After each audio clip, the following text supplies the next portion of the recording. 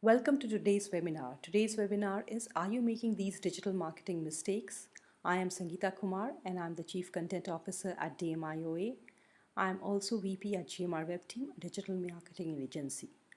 Today we will cover 11 common mistakes made by newbies in digital marketing, and we will also cover 6 mistakes that are repeatedly made by senior level executives who direct these newbies. We are mostly speaking out of our experience and the mistakes that we did as an agency and that I did personally as a newbie in digital marketing. So mistake number 1 is diving straight into activities. Generally, when you go to a desk of a new person, they're very excited about the job, they like digital marketing, and you ask them, okay, what have you planned for today? And they say, oh, today I'm going to do 4 Facebook posts. I've scheduled them at 8 a.m., 11 a.m. and 3 p.m. and so on. And I'm going to post these, then I'll repost these content on Twitter, and then I'll make a picture and post it in Pinterest. And then you ask them, okay, good, but why are you doing it? And then they don't have an answer because they don't know why they're doing it. And unless you have an objective in mind, none of the activities that you're going to do is going to make sense. Remember, you're working to get the client or the business you're working on some business, either in the form of revenue or leads. You're just not publishing just like this. It's just no point at all in publishing content like that. So always first ask what the plan is and then dive into creating that content.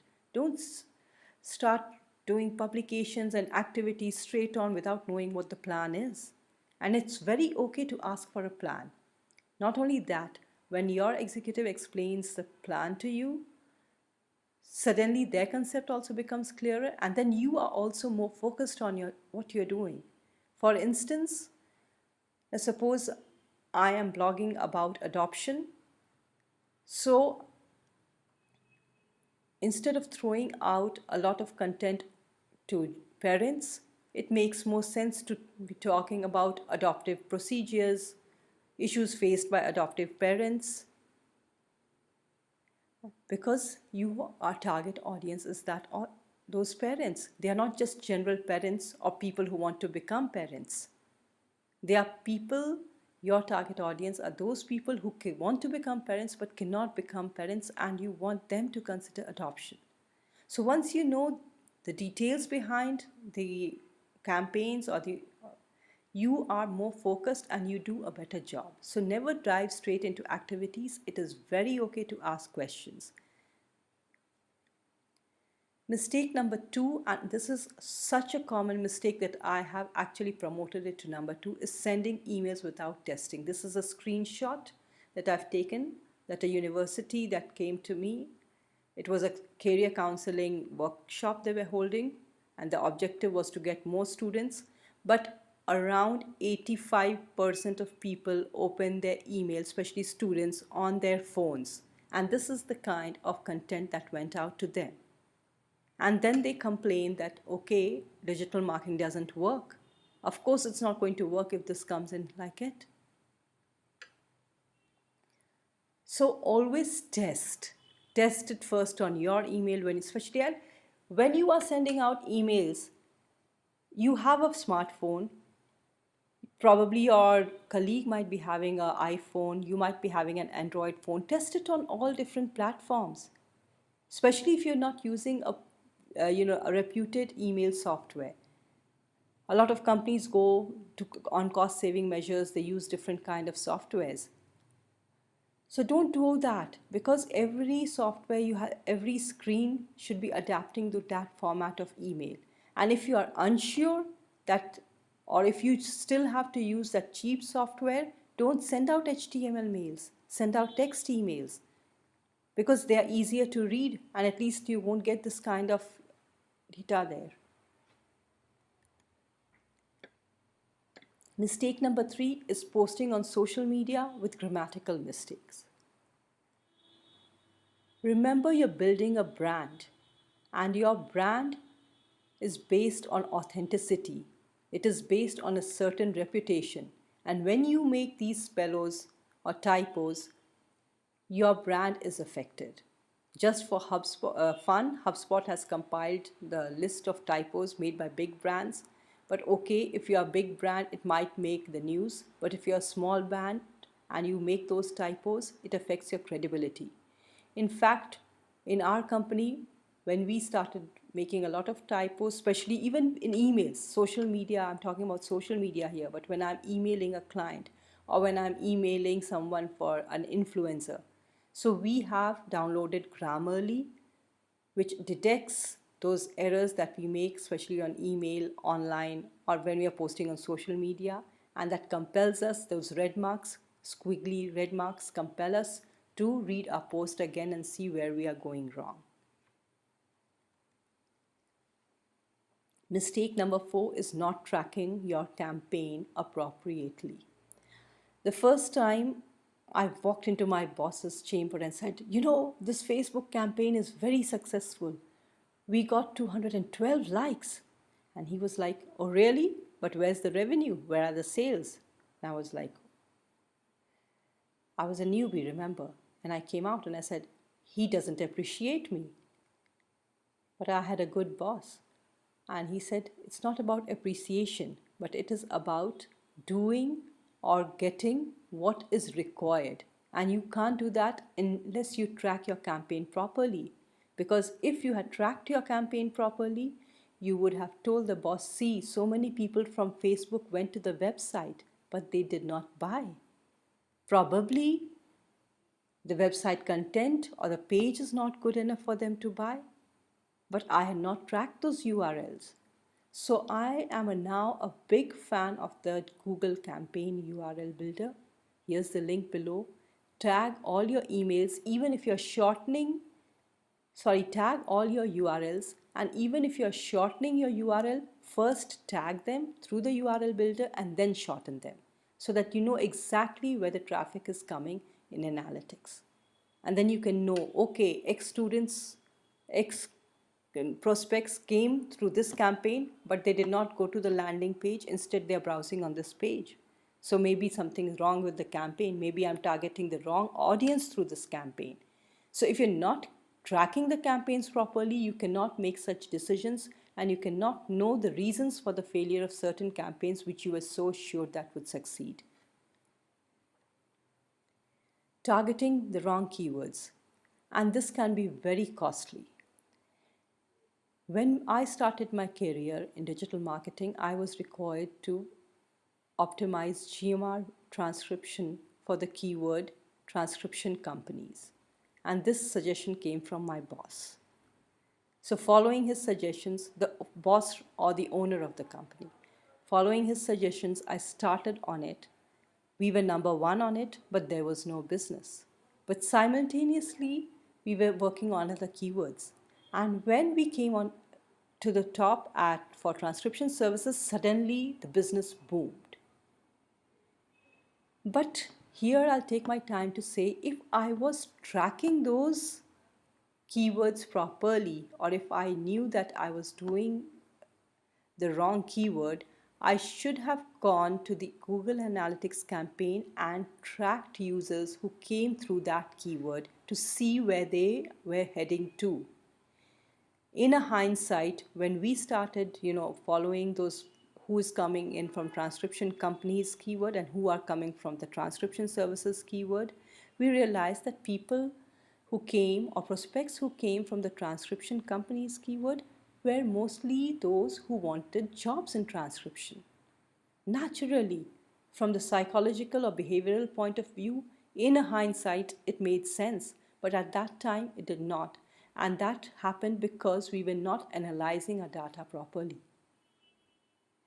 So when you have achieved a certain level with keywords and your traffic is not making sense to you, despite your traffic, you're not getting leads or you are not it's not converting into revenue.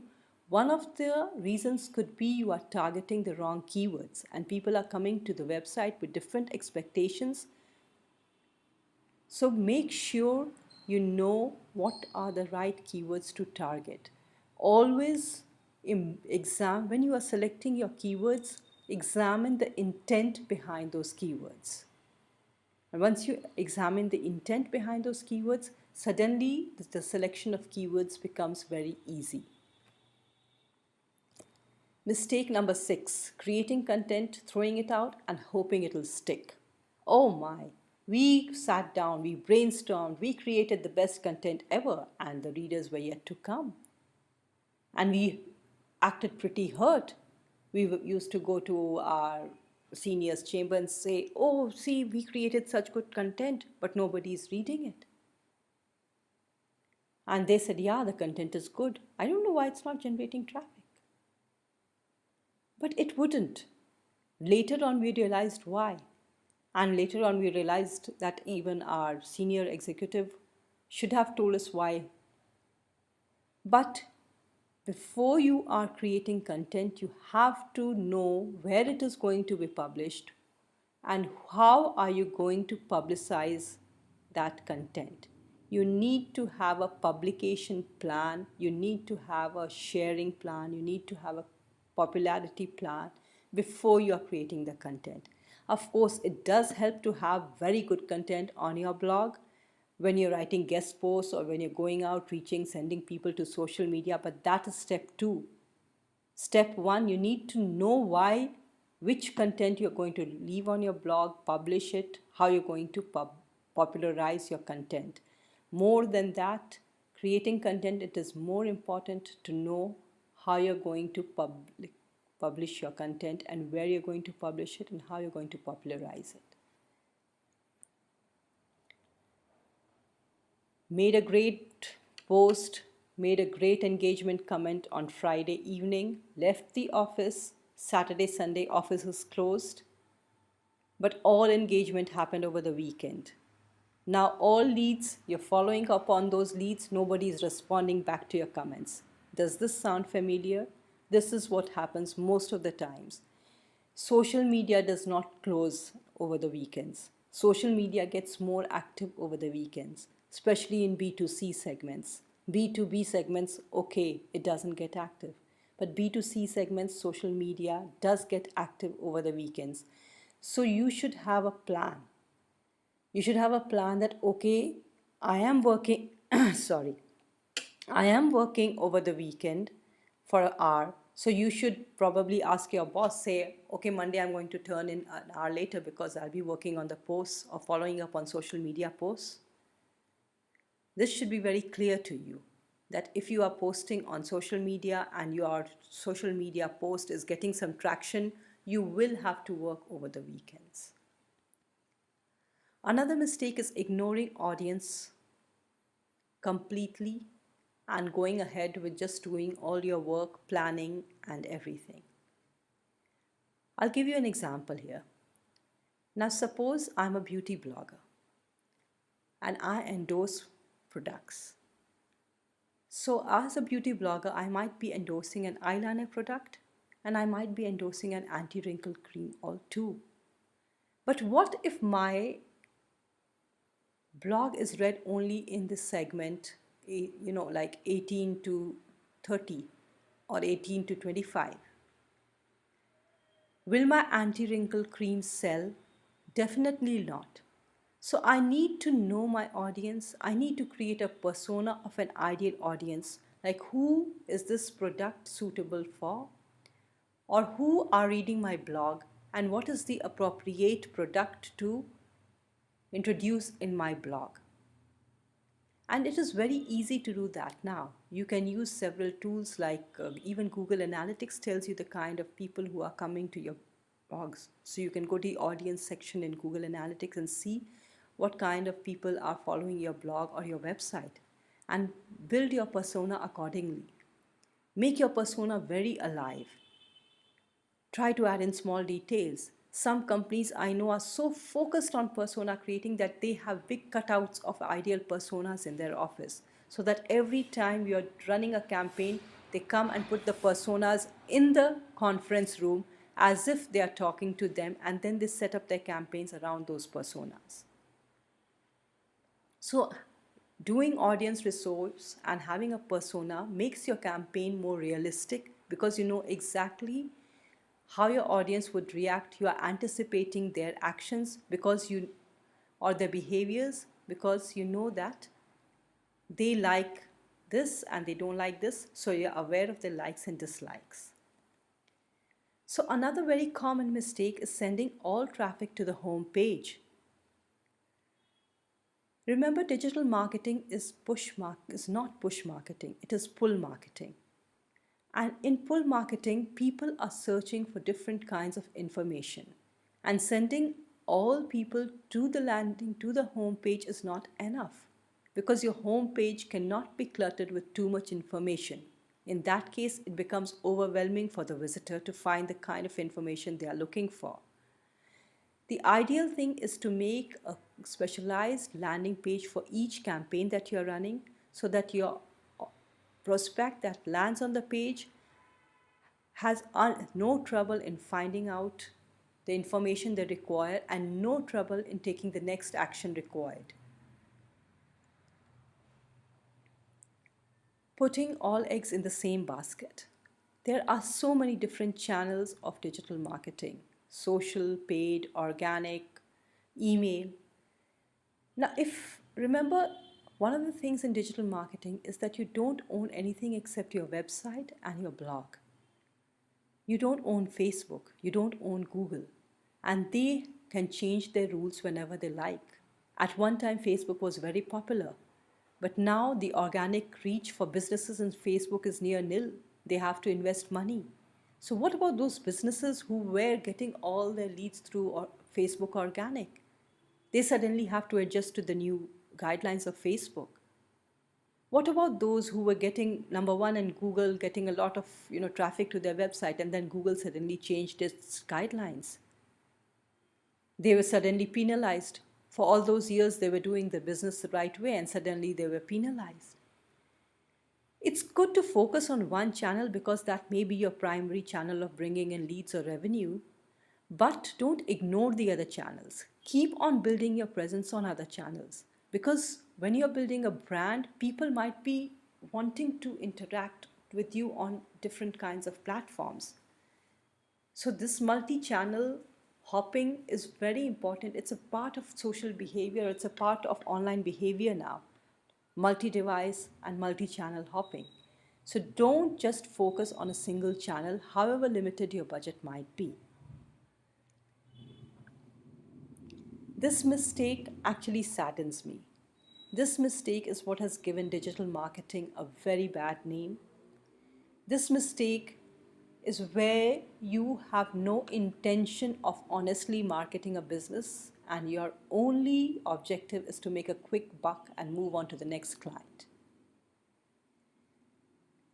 It's the intent is actually dishonest here, and this is how it happens. Remember, digital marketing is one of those professions where you can work virtually. So you go on many freelancing sites, contact a client, and then make promises, and you have no intent on delivering those promises.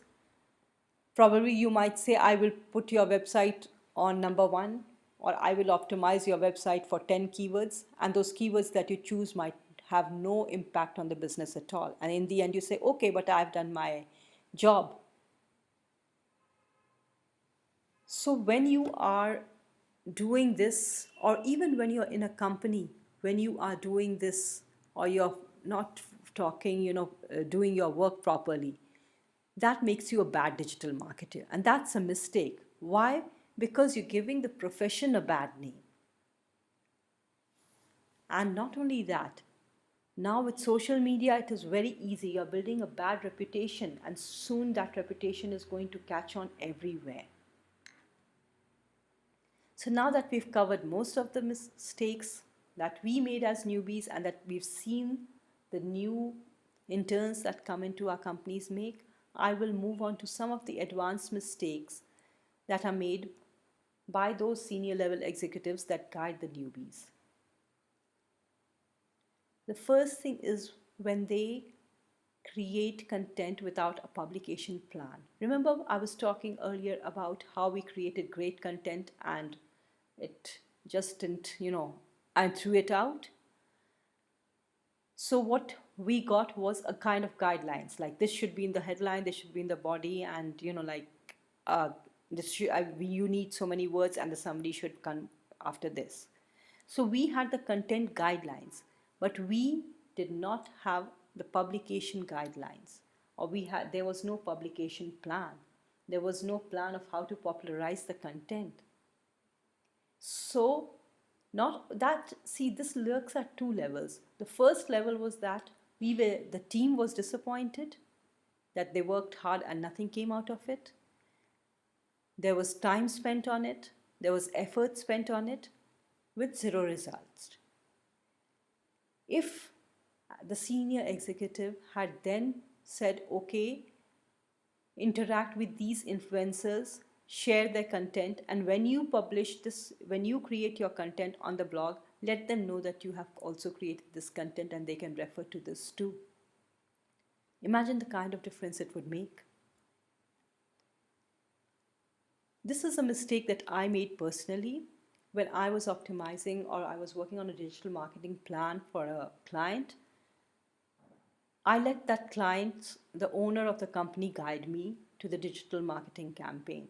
And in fact, like he said, I want to do Facebook. And I agreed, yeah, let's do Facebook.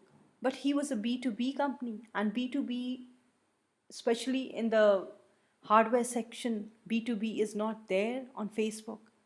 I should have put my foot down and said, no, I don't, you hired me as an expert and I know that Facebook doesn't work. So don't be guided by the owner's ego. They hired you as an expert and they expect you to be disagreeing or agreeing or putting across your views. Always put across your views if you disagree, though you may be forced to do the work, especially when you are a newbie. But you should say, I don't agree with you because I think this might happen, or I think this could be the situation. Another mistake is sending out the same email to everyone in the list, not segmenting your emails. You might have 100 or even a 10,000 list, but if you're sending out the same email to everyone without segmenting it upon the actions taken, you're making a big mistake. Your conversion rates are going to be very low, and then you're going to be, or when you go with those reports to your boss, they're going to say email marketing doesn't work. But if you segment your emails according to action taken by a client, or sorry, by your prospects, then now suppose I have an email where we run where we run a campaign for people who come and download a brochure on DMIOA. For the next, we might run a campaign for a person who subscribes to our newsletter or even to our webinar. Now, if I'm sending out the same content to each person, it doesn't make sense. A person or a visitor who subscribed to my webinar list is interested in listening to the webinars that are conducted by DMIOA.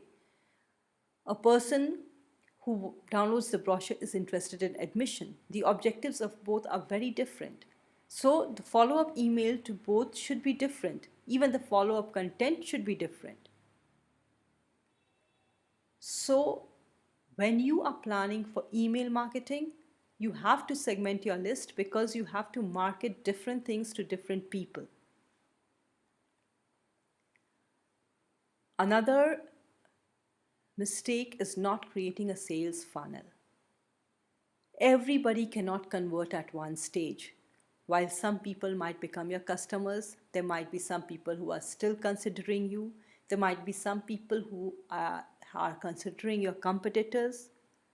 Or there might be some people who are no longer interested in buying a product. But you should have a sales funnel. And you should be keeping every list or every prospect that came to your website into that funnel and capturing their information if possible. And then you should be moving out, segmenting them, and sending out different emails to them, or throwing out different contents to them based upon what you think would be their level of interest in your product.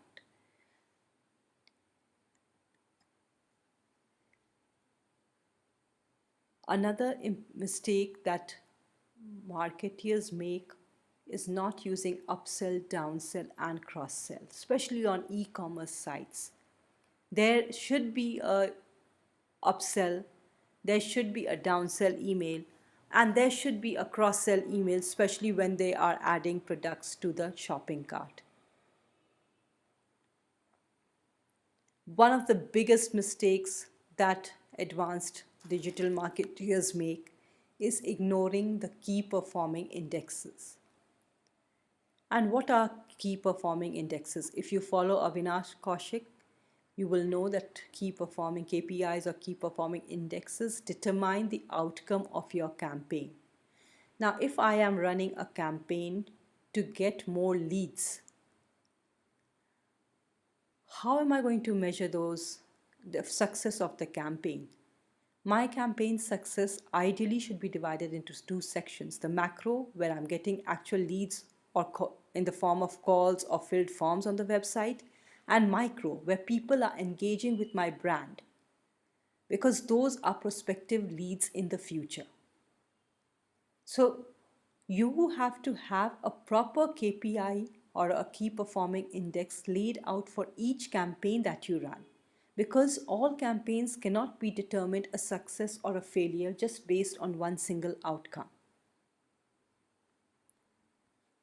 So the key takeaways today that I would say is, when you are starting with digital marketing, don't plunge into activities. Start with an objective. You should set up a measurement plan, and if as a newbie your boss doesn't give you a measurement plan, you should ask what the measurement plan is. You should take your time to know your audience. You should keep on asking questions about your audience. You should always test and proofread your content, and if not, you should be downloading certain softwares like Grammarly, which will do that automatically for you. And always develop a checklist. You have a personal checklist. Of course, you might get a company checklist, which is good, but if you don't get a checklist, always have a personal checklist. Because I remember I started my career with email marketing with a copywriter, and every comma mattered with him. So I had a checklist. I made a checklist. The from, if the from included the name and the email address. Then I had the checklist for the subject line. Is it proper? Does it have the proper comma at the proper place?